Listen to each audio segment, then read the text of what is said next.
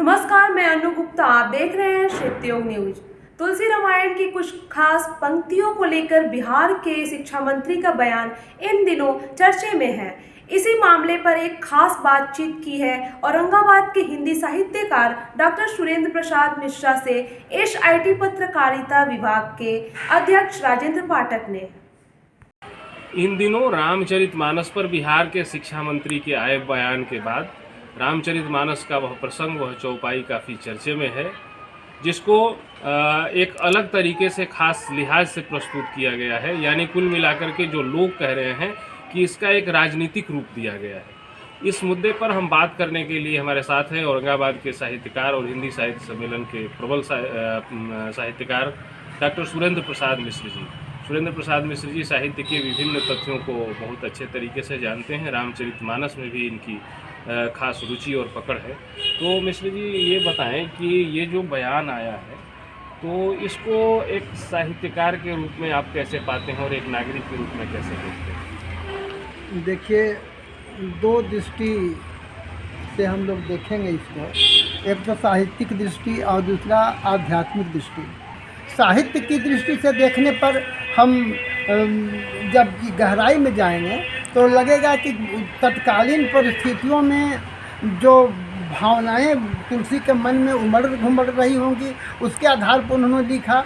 लेकिन आध्यात्मिक दृष्टिकोण में इसमें एक इंच भी इधर उधर सोचा नहीं जा सकता। तुलसी पर तो कोई प्रश्न लगाया ही नहीं जा सकता, क्योंकि तुलसी सामान्य व्यक्तित्व का नाम नहीं है। उनके हर एक अक्षर, हर एक वर्ण, हर एक शब्द मंत्र की तरह हैं, और उन मंत्रों पर अगर कोई आदमी प्रश्नवाचक चिन्ह लगाता है तो वह अपनी अल्पज्ञता सूचित करता है। अब सवाल यहाँ पर ये होता है कि आखिर जो पंक्ति है वह चाहे जिस संदर्भ की हो, पर उनमें एक जातियों का जिक्र तो है।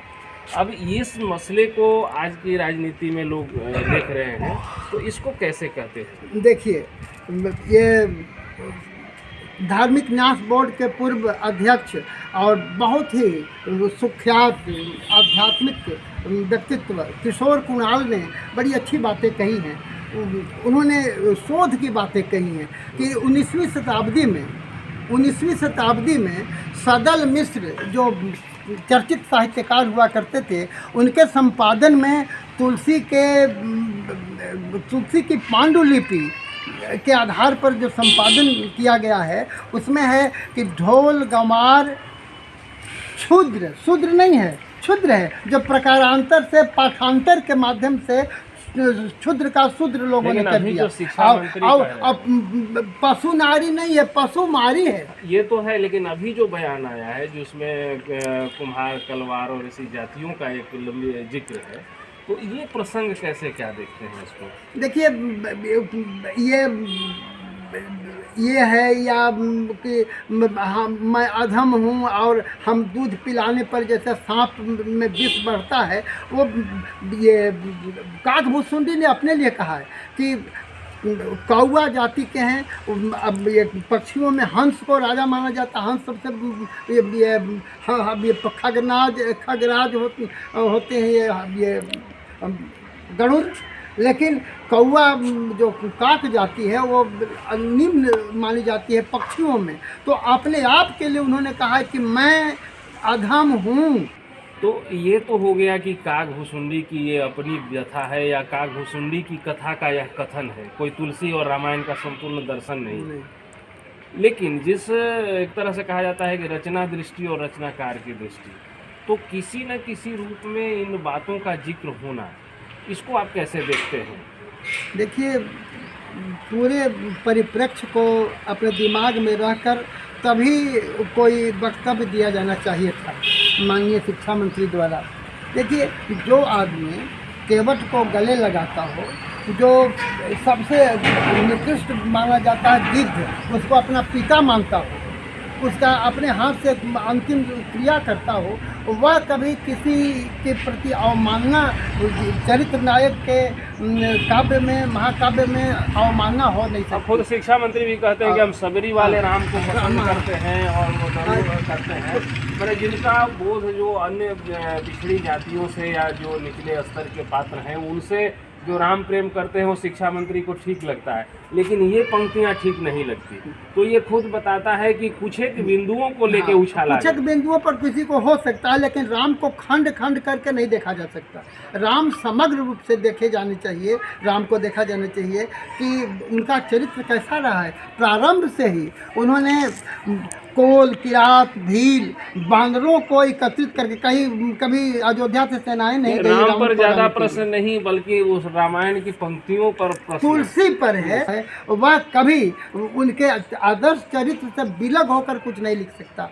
जो भी लिखा गया है बड़ी शुद्ध मन से लिखा गया है। कहीं किसी भी जाति के लिए अवमानना उनके मन में हो नहीं सकती, दुर्भावना हो नहीं सकती।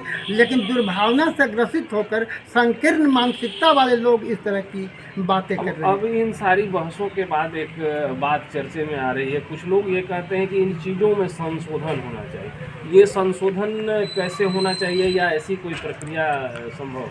मेरे विचार से मैं तो अधिकारी इसके लिए नहीं हूँ अधिकृत, लेकिन अगर संशोधन की ज़रूरत महसूस भी की जाए तो शंकराचार्य हैं, मठाधीश हैं, महामंडलेश्वर हैं, सबों की समवेत बैठक हो और उनकी बैठक से मंथन, विचार मंथन के बाद अगर कोई इस तरह की बात निकलती है तो निश्चित रूप से संशोधन किया जा सकता है। लेकिन सवाल संशोधन करने से ज़्यादा राजनीतिकरण का मामला हो गया है। अब इसको कैसे देखें? राजनीति की दवा तो राजनीति ही दे सकती है। तो इसमें साहित्य और समाज सेवी अपनी बात रख सकते हैं और उनकी बातों का भी असर होता है। क्योंकि जन भावना है वह निश्चित रूप से कारगर होती है, लेकिन थोड़ी समय के अंतराल के बाद होती है। तो मैं समझता हूँ कि ये जो कुतर्क जो दिया जा रहा है वो क्रमशः शांत होगा, और जो देने वाले हैं वो भी खुद समझ रहे हैं, लेकिन वोट की राजनीति में ऐसा उन्होंने किया है मेरे विचार से। तो ये थे औरंगाबाद के प्रख्यात साहित्यकार डॉक्टर सुरेंद्र प्रसाद मिश्र। हम उनसे बातचीत कर रहे थे, जो आप लोगों ने सुना। तो बातचीत के लिए बहुत बहुत धन्यवाद।